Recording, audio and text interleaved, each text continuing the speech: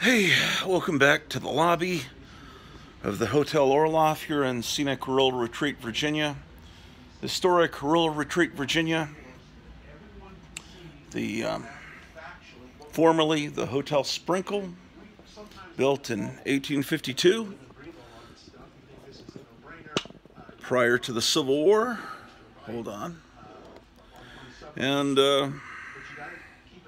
now the hotel has been renamed the Hotel Orloff, and it is Friday night, July the 28th, I don't know, something like that, 2023. Well, so, some good things have been happening lately. Got a commission to do a painting. I was asked to paint Bilbo Baggins, the Rankin Bass TV special, musical, Hobbit, Bilbo Baggins, and either a goblin or a golem having a Rat Fink style, rat rod drag race. So started working on that yesterday, and then I step back a little bit and then look at it and see what I need to do next. I think I got it about 60% there, not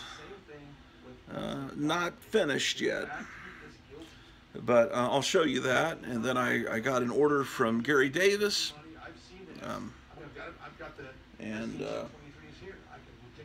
so for 5 DVDs of my historic TV series Tomb of Terror that I do on DVD. And they'll play on any DVD player, DVD-Rs. They'll play on anything. Blu-ray. I had a question from a gentleman in South Carolina that called. Yeah, they'll play on any player and Blu-ray players.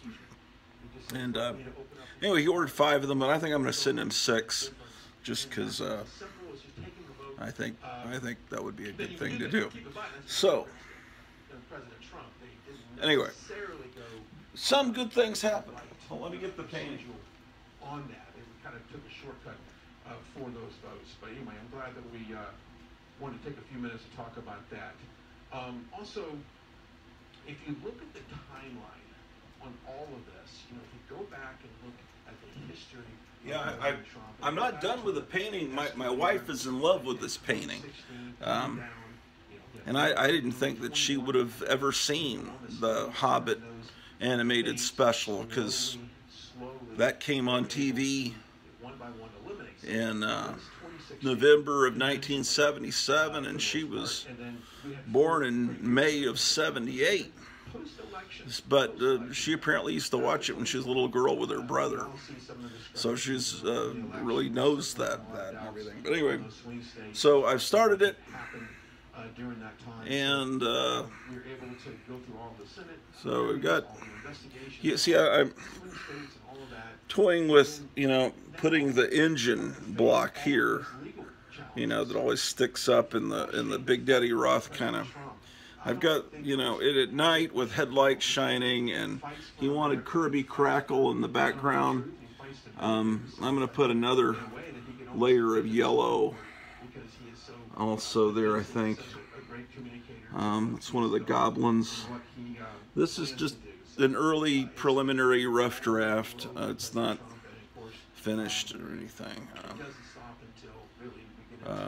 Anyway, this is what he's got a. That's supposed to be a skull. It'll look more like a skull when it's.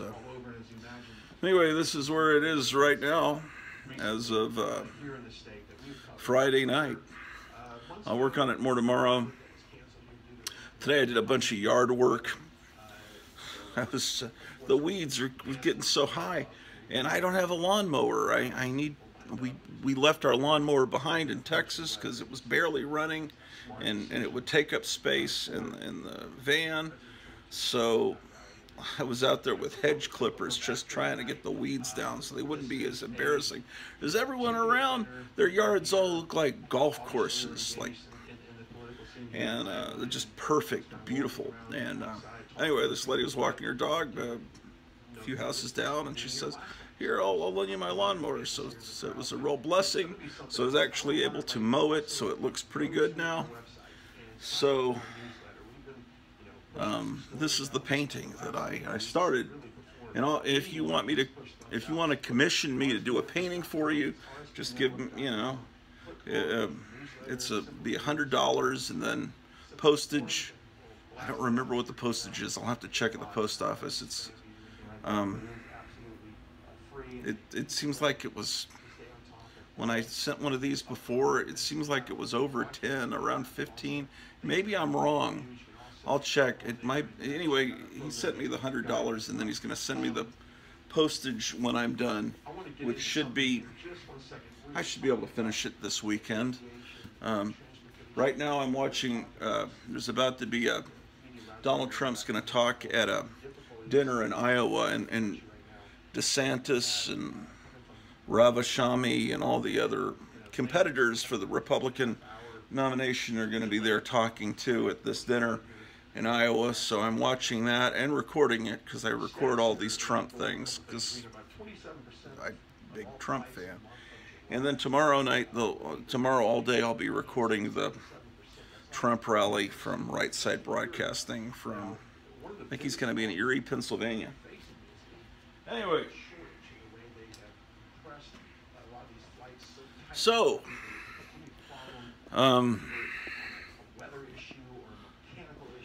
let's see what we can do here. I have some a request to look at paperback books, and I think I'll do that maybe tomorrow morning.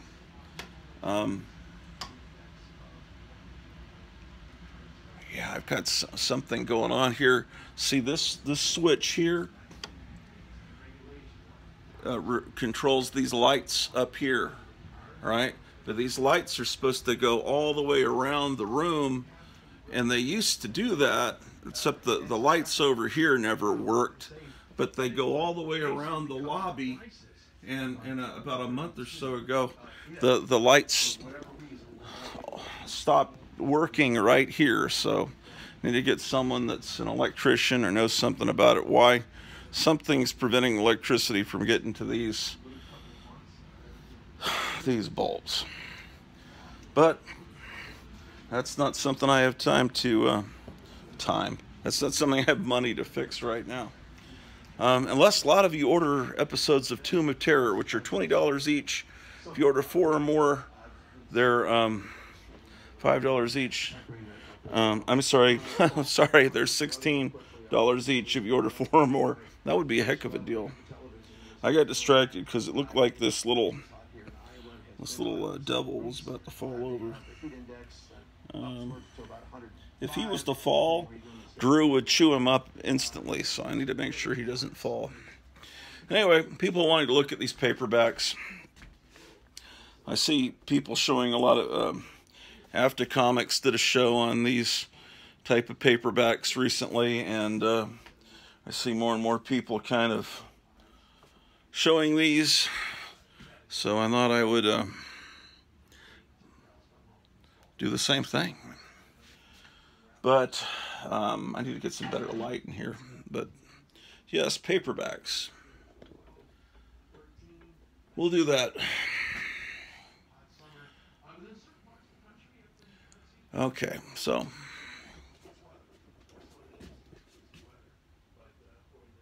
let's go upstairs and into the comic room. And then if I get a low battery, it'll warn me, and I'll come back and get the cord. Okay, so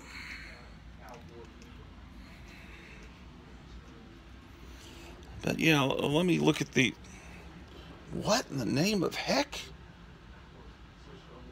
Oh, why is this rat thing like turned sideways? I don't know why. Unless we have a poltergeist, I think maybe.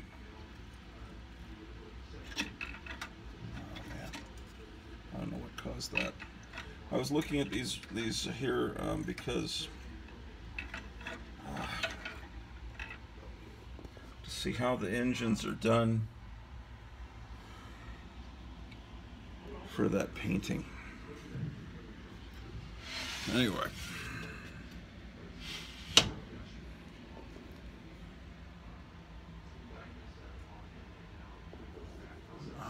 Let me move this Count Chocula. Maybe I can put the Count Chocula somewhere else.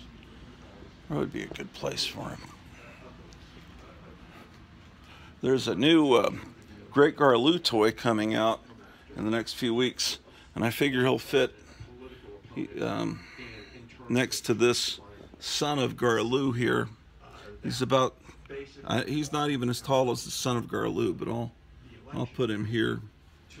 That might be one of the reasons why you see a lot of these candidates, in my opinion, still hang around, because I'll put him here. Almost hedging the Put him there. bet. Okay.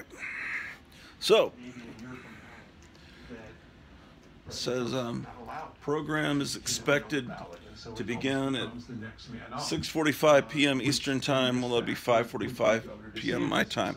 Oh, by the way, Tomb of Terror, I just did a 33rd episode of Tomb of Terror. So there are 33 episodes.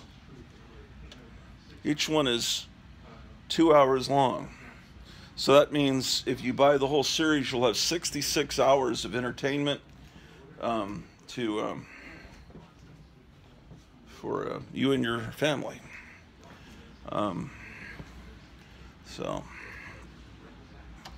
And it goes to a good cause, me. And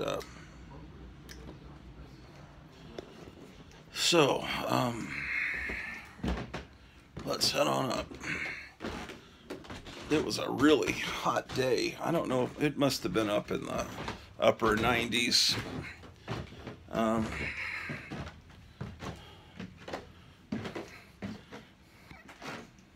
In the town square, they've closed down part of the town square, and they're making hamburgers, and it smells wonderful. They just started a few minutes ago, but it's for a good cause.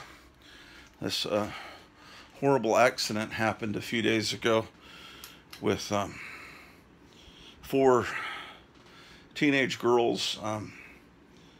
2 of them were killed, and 2 were in critical, hopefully out of critical condition by now. And then they hit a truck, and those people were injured, but they didn't go to the hospital. But anyway, they're raising money for the families, so that would be the best way for us to eat dinner tonight, is to help out with that.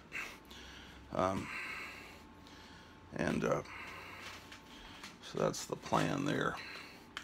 Oh boy. I wanted to look at Doom Patrol books, but where are the... I just had them out the other night.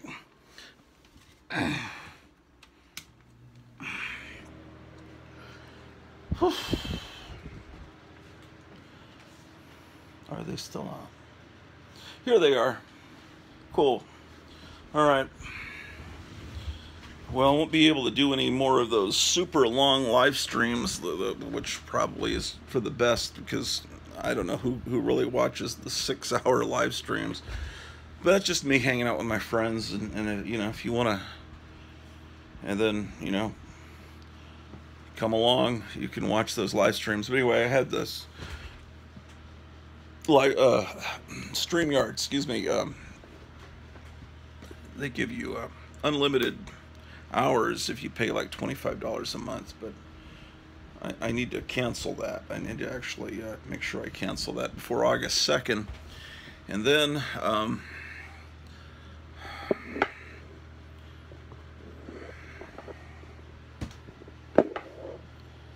I'll only get 20.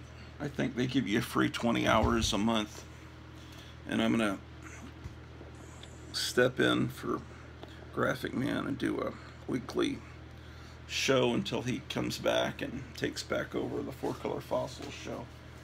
So I'll be doing that on Wednesday nights on this channel, live show. So come on in and join us with that if you want.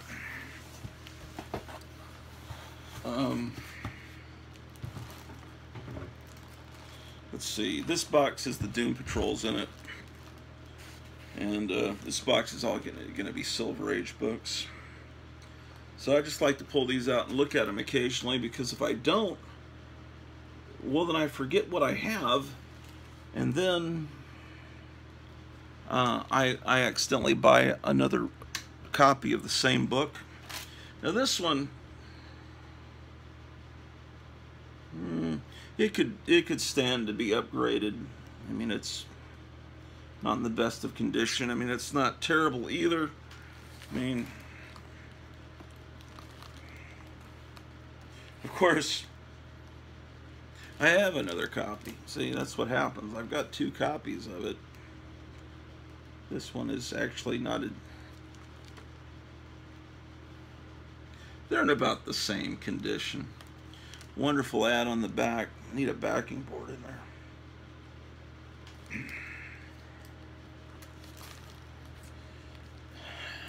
I have older Challengers of the Unknown that must be in the box before this, but this is the box that's before me. This is Challengers of the Unknown number 45, the world's mightiest menaces. Get a new leader, multi-woman, queen of the Challenger haters.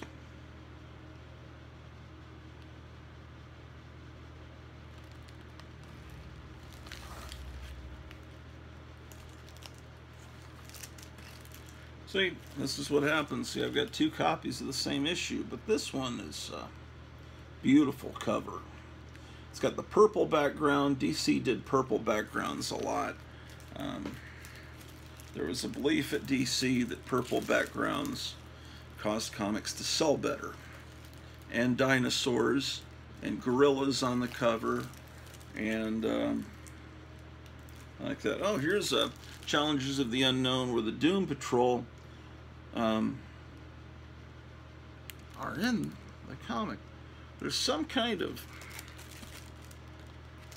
something or other going on right to the on Robot Man's right cheek. I don't know if that's something that would clean off. None of these are, of course, childhood copies, because I was born about the time these books were coming out.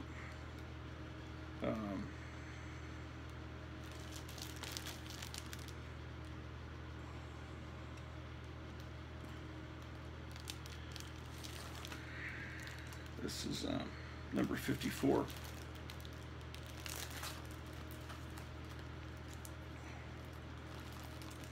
Okay. And then you start to see the difference. Right around 1968, DC covers started to look a little different with Neil Adams' influence. You could just see the style of DC covers changed across the board. And by this point, it looks completely different. And that certainly has to be a Neil Adams cover. Number 67. And then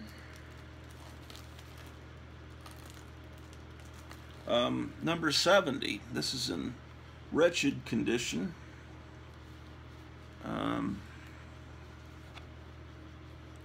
These glow-in-the-dark Aurora model kits, I think Aurora figured, we've sold all of these to every single kid in the United States.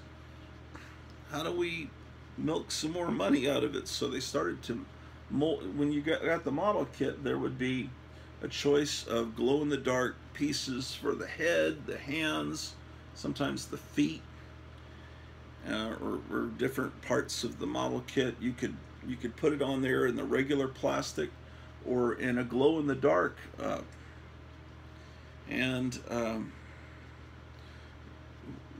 Those kits, when you turned off the light in your bedroom, would glow unbelievably bright. It would look like this ad is not is not deceitful. That's how they would glow, and they'd light up the room. I don't know if they used uranium or what they put into it.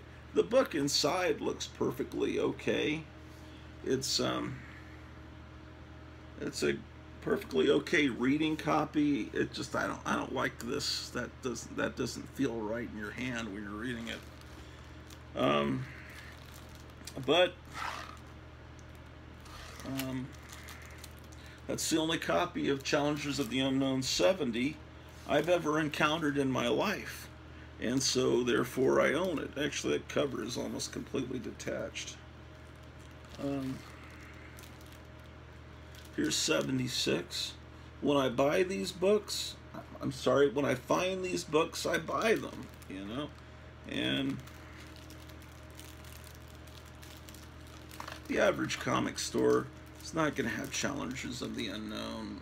They won't even have a section. This is Challengers of the Unknown. It's Super DC Giant. And this has reprints of the older Jack Kirby Challengers of the Unknown. Challengers of the Unknown were astronauts that came back, as I recall, except they just didn't have... It was very similar to Fantastic Four, so they didn't have superpowers.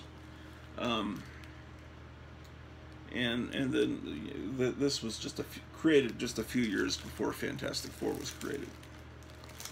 Okay, so this is a facsimile of Conan the Barbarian #1.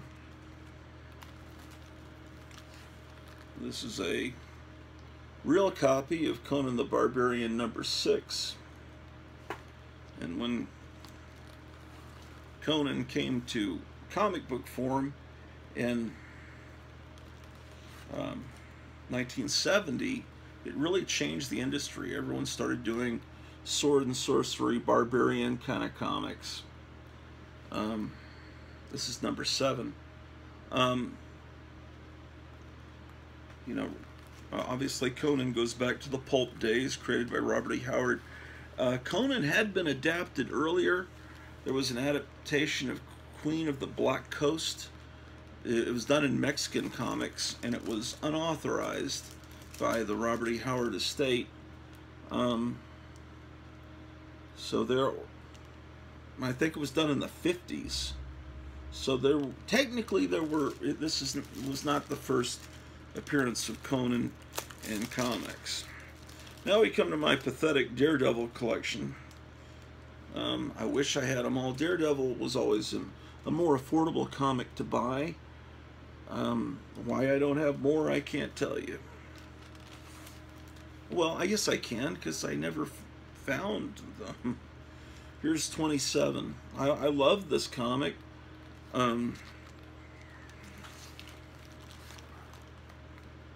This is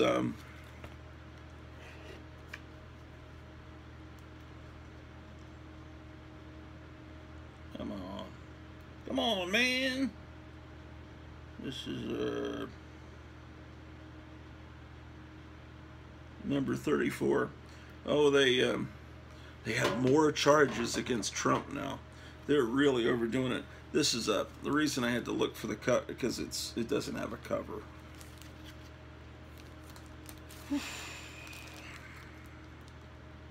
Daredevil 35.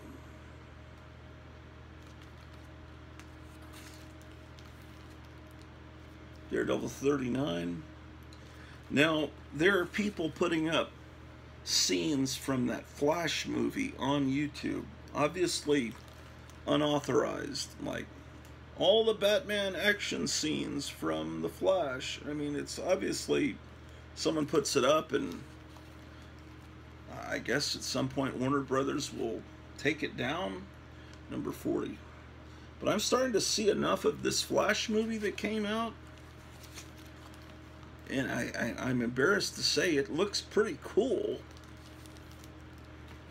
Now, the Flash movie, before it came out, people were all talking about, this is going to be great. And James Gunn, that had seen an early screening, obviously, because he works for them, said it was like one of the best, or the best superhero movie ever, or something like that. some kind of hyperbole like that. And I kind of trust James Gunn's, his camera's not quite straight. Let me fix that. Whoa! You guys are, there we go. So, I think that's straight now. Anyway, so that's what everyone was raving about it.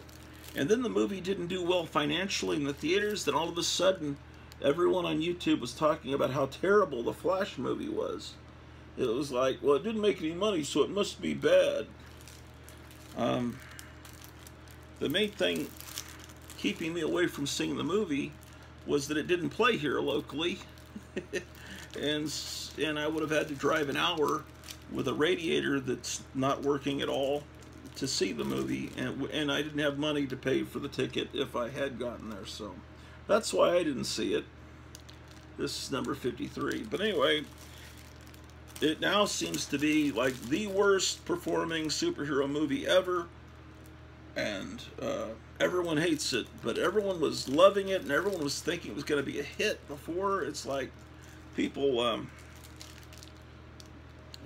I don't know. Ezra Miller's kind of a disgusting person, but, you know, if you want to,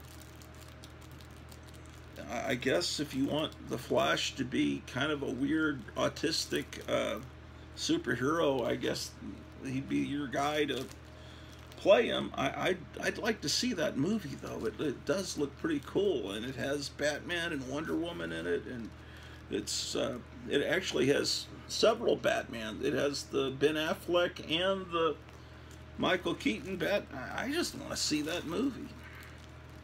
We've been watching Ziegfeld movies. We watched the Ziegfeld Follies from, I think, 1936, which was just a few years after Ziegfeld himself died. And then last night we watched Ziegfeld Girl that had Hedy Lamarr in it, who was just unbelievably striking, you know, on screen. It's just and it had Judy Garland and Lana Turner.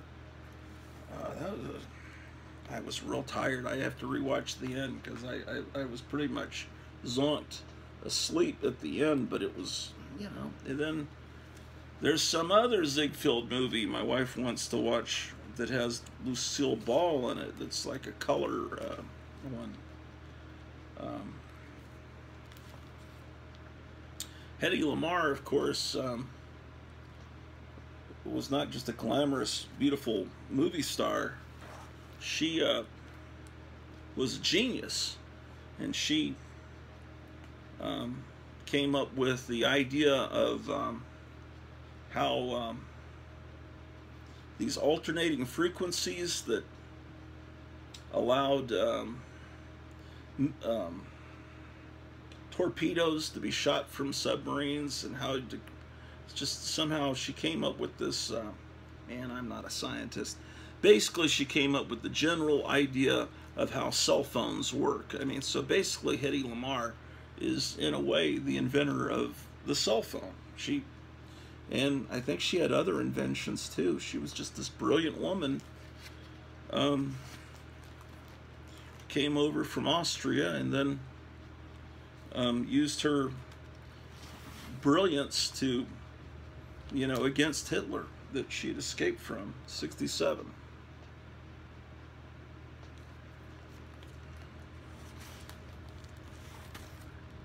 '68.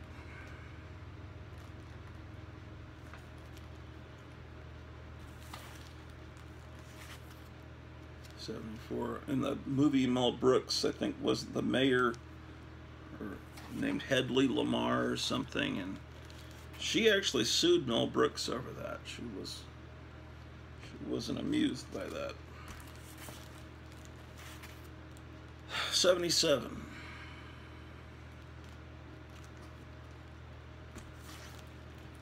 You know what I've never seen is episodes of 77 Sunset Strip. I mean, I know about what it's about. I've seen the opening credits of it. I know all about Ed Cookie Burns and all that, but I've always wanted to see episodes of that. That was never syndicated when I was a kid, and I have a feeling it's probably on Tubi TV or something, or probably somewhat easy to watch nowadays on streaming. I'll look into that. I saw issue 77, and I think 77 Sunset Strip. That's how my mind works. This is a special, but with not a single reprint. I like to cover up price tags. Oh, brother. Here's Daredevil #2. I'm sorry, Daredevil Special Annual #2. No, not Daredevil #2. Neophytes, people that don't know much about comics, will see something like this and they'll think it's the second issue of Daredevil. They don't know that. So.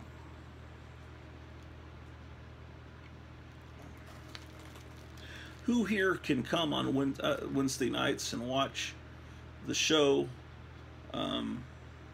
It's just going to be a temporary, like, summer replacement until Micah, Graphic Man, comes back and takes up and heads however long the doctor says for him to stay away. But he'll be back, and until he's back, I'll do a comic show. I might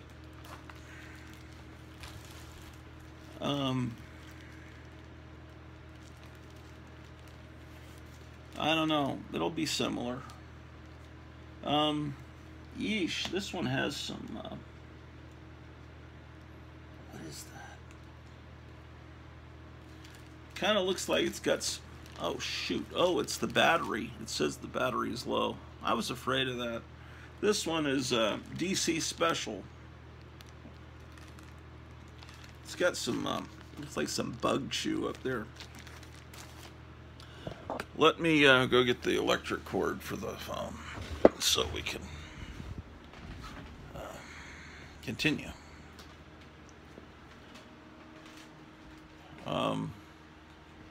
I need something for downstairs. Maybe this. Maybe this calendar would be good. There's a space that's... I move pictures around, and so I need something for a particular location.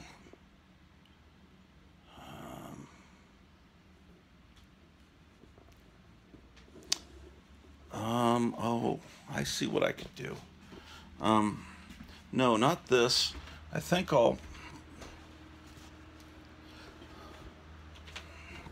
take this Clara Bow picture down here. At least I'll try that out. I don't know. Should I leave that there?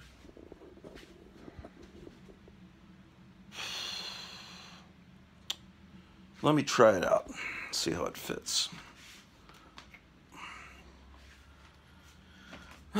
So anyway, how are you guys doing on this wonderful Friday evening? It's just so nice and toasty, warm.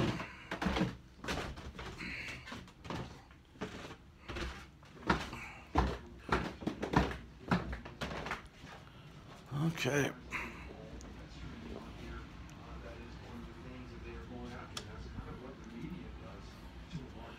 All right, this is a poster for a Clara Bow movie. Let's see.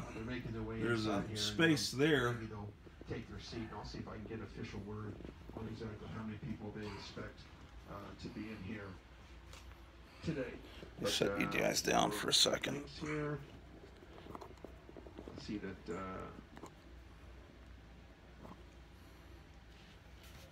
Looking at the poll numbers, I know they've been kind of changing recently, depending on the sampling size and depending on who's doing it. But Trump has seemed to be increasing his lead over DeSantis almost on a weekly basis, and it's got to. And I tried to do some research the other day to find out exactly, is this the highest that we've seen a lead this far into it?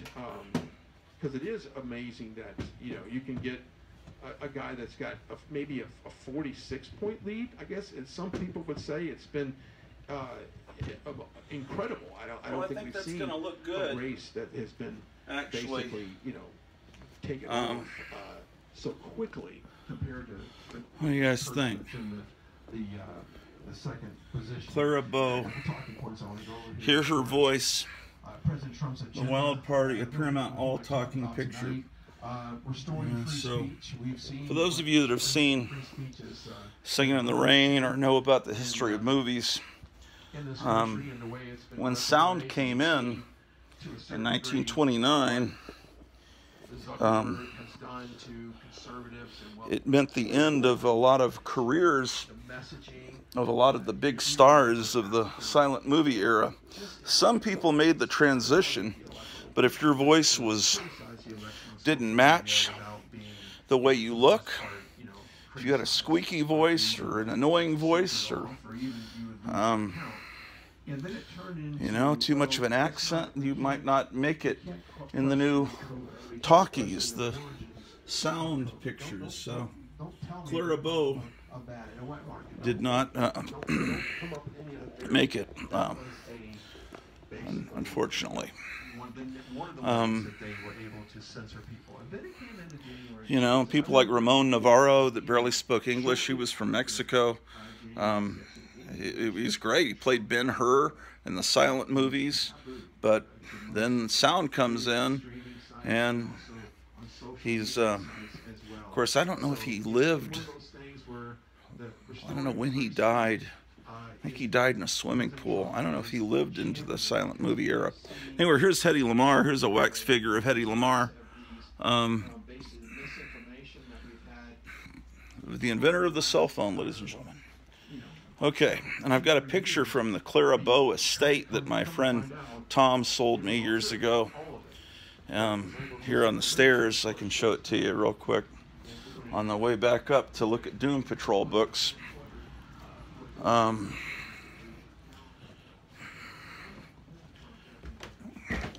It was a painting someone did of Clara Bow. There's a signature on it. Anyway, there's Clara Bow.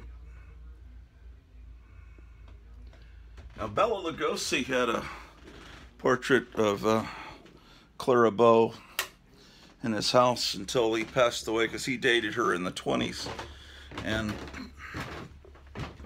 But the painting that Bela Lugosi had of Clara Bow looked very different from that painting. We won't go into that. It's a little more of a, oh, you can do the research on that. Okay, so you say you're having a wonderful day, huh? Just a great day.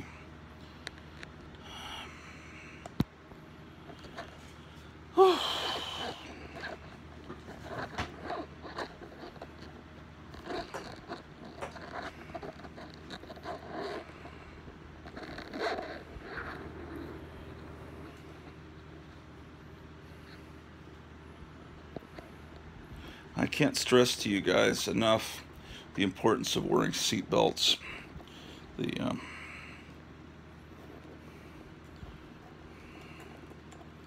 It's really, it's important.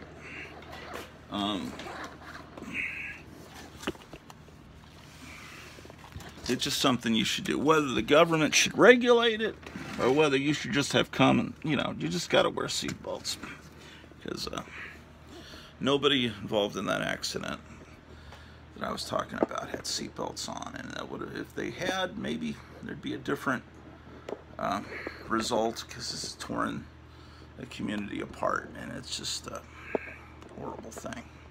So wear seatbelts, ladies and gentlemen, please, because this is a beat-up copy of this.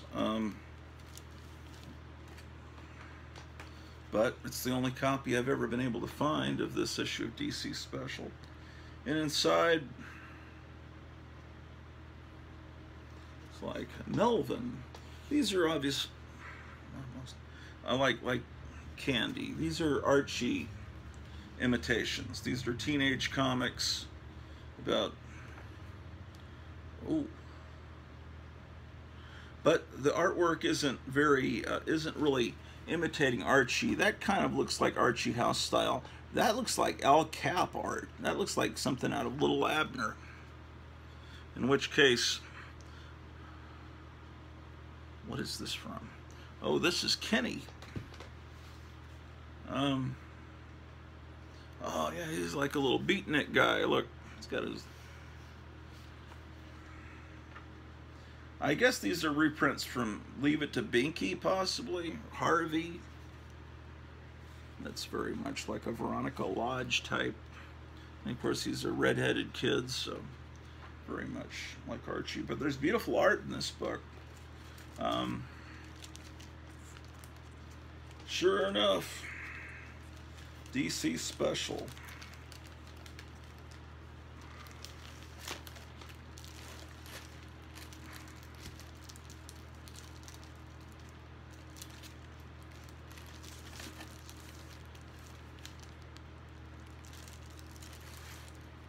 Here's DC Special all-girl issue.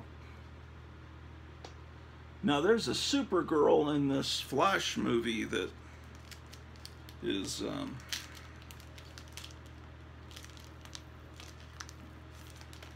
like a brunette with short cropped hair.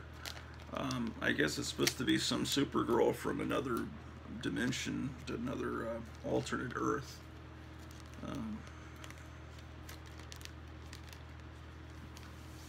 It's not the Supergirl I'm used to, but then I'm not used to anything, because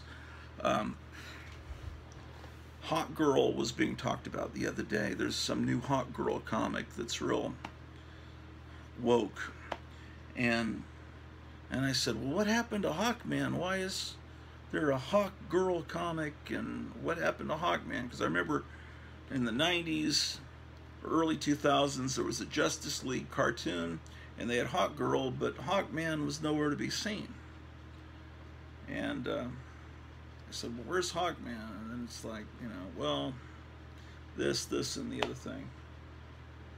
And then I realized there's also a Hawk Woman. It's like, when did that happen?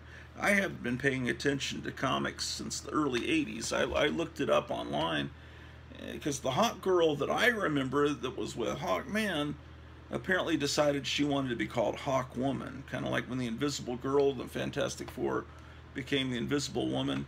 So they did that in the early 80s, and I guess I wasn't aware of that. So Hawk Girl is a different character than who used to be Hawk Girl, and there's apparently a whole bunch of different Hawk Girls. It's incredibly confusing. This has great reprints from the Silver Age. This is this DC Special. These things are a lot of fun. There's the Black Canary. Highly recommend these. See, that's how Supergirl looks. In my world, that's how Supergirl looks. Now, look at this evil character, the Maid of Menace.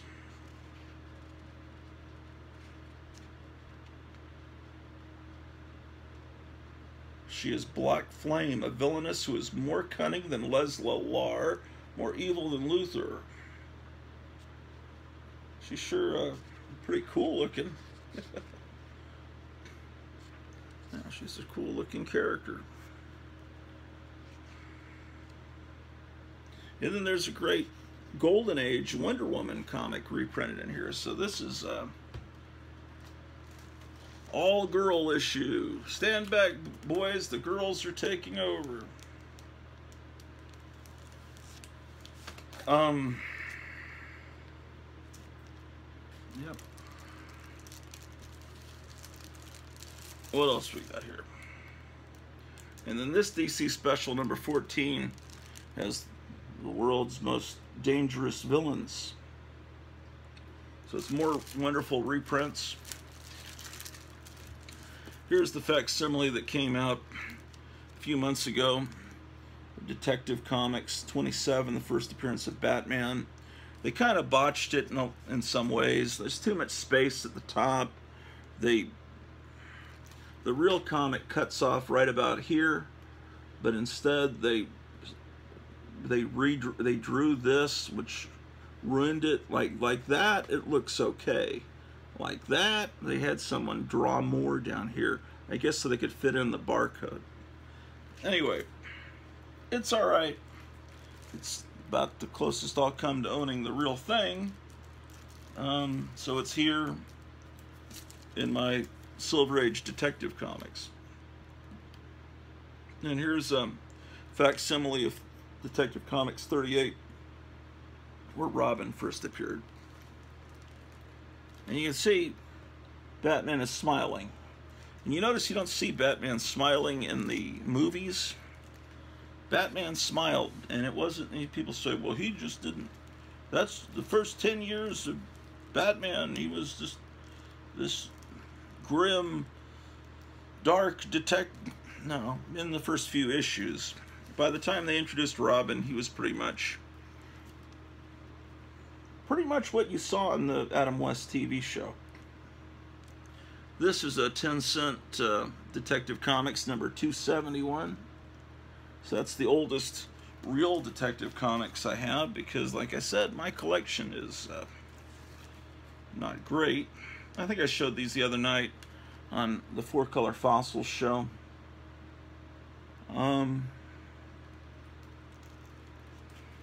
That's $2.98.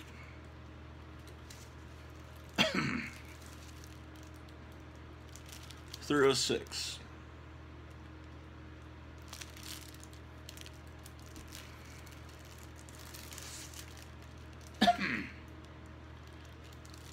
$317. Oh, I've got a clock now. It's 5. You see the clock I put right there? See that? I put a clock up here. I'm always complaining there's not a clock. I did a lot of little tweaking of this room the other day during a ridiculously long live stream. This is an August issue, number 318, and you see the date stamp that was stamped there when the books were received from the distributor, June 27th, a.m. So, the books are supposed to be, you know, in theory, displayed until August, but they actually got them at the very end of June. So that's what I was saying, is that books are, if you see a date on a book, you need to be aware that that's not when it really came out. That's when it was like being taken off the stands. So if your birth date is in April of 1965 and you want to get a bunch of comic books that came out the same time you were born, you need to be not getting April of 65, you need to be getting June of 65. Then you could fill a spinner rack and make it look just like a spinner rack would have looked like on the night or morning or afternoon when you were born. But it is cool to also have the month printed on the comic. It's all however you want to do it. And this is a 324. This always kind of, this all makes me think of Dr. Doom a bit.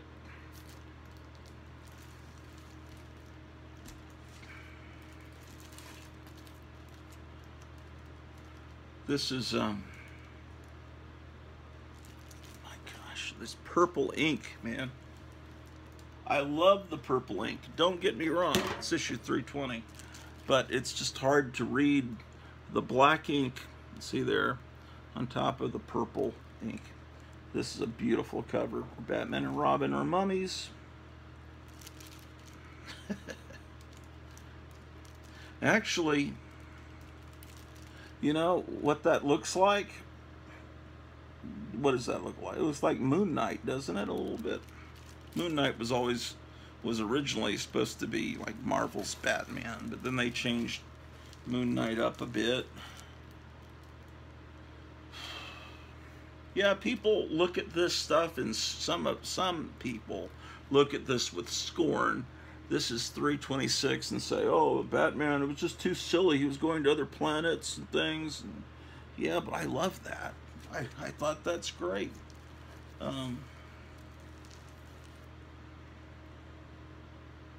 Then it changes.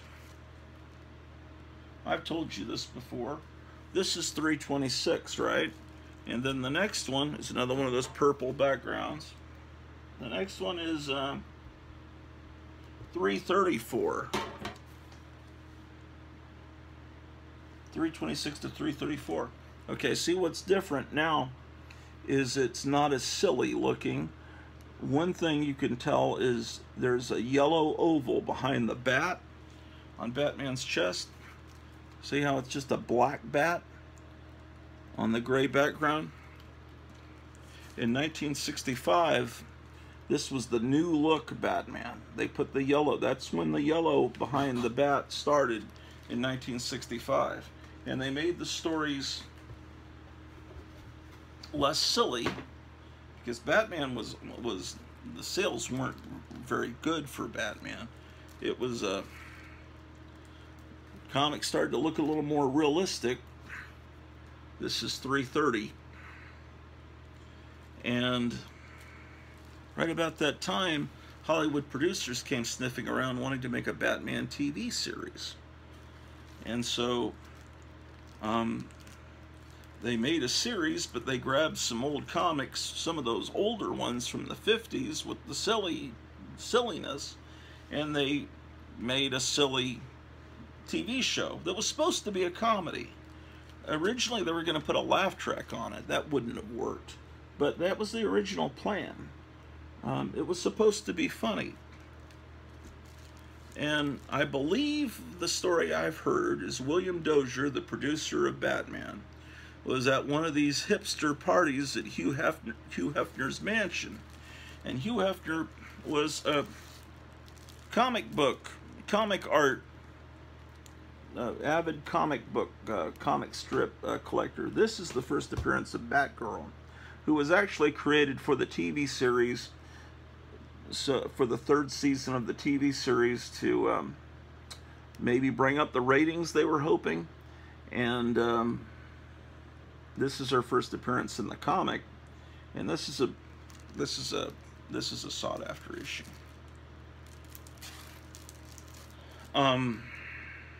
Anyway, so at one of these parties that Hugh Hefner threw, he would show these old movie serials from the 40s at his party, and all the people, all the hipster, you know, Lenny Bruce type people, and the, you know, Mort Saul, all the Bill Cosby type people that would hang out there. What's the other guy that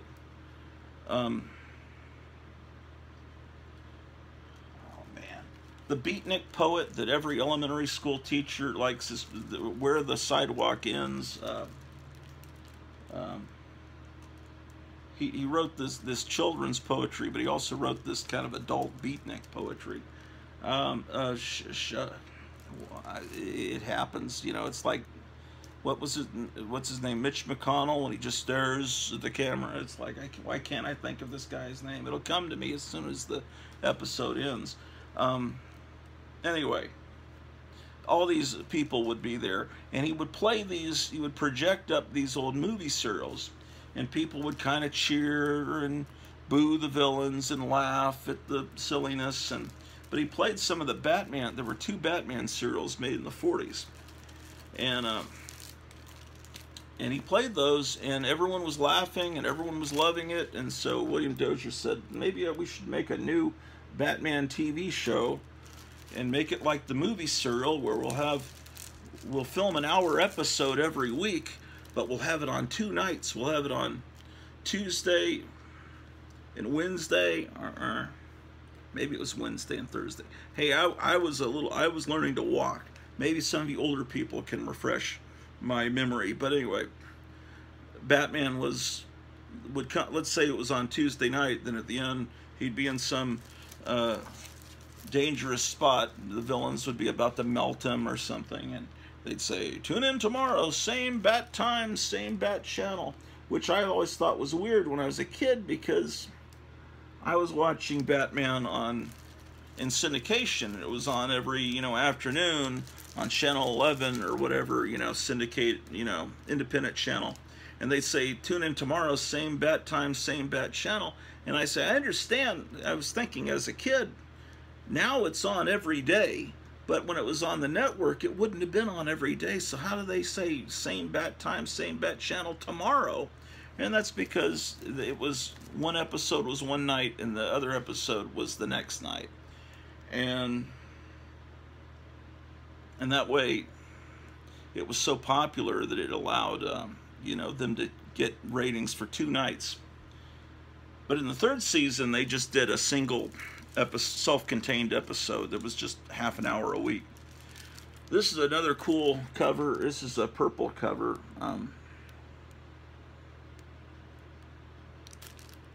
365.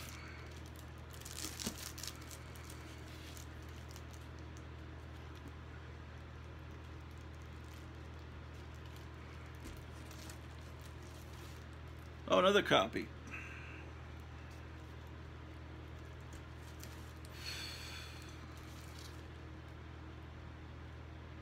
$369.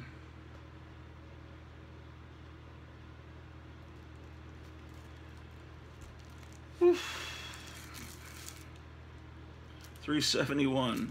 Batgirl, get over here, help us, we've got a problem. I have a bigger one, a run in my tights. This makes me, after the show was off the air for 5 or 6 years, they did a public service announcement for women getting paid the same amount for the same work, and it ran all through the 70s. And they got Burt Ward back as Robin, and they got Yvonne Craig as Batgirl. Someone else played Batman in the spot. I think it was made about 1972, maybe about 4 years after the show went off the air. And Batman and Robin are tied up, and there's a bomb about to explode, and Batman's saying, "Help us, Batgirl, before it's too late." And she says, and she starts lecturing them as she defuses the bomb. "I've been working for you for years, and I don't get paid as much as Robin." It's just like, contact the government and learn about your rights. You remember the commercial.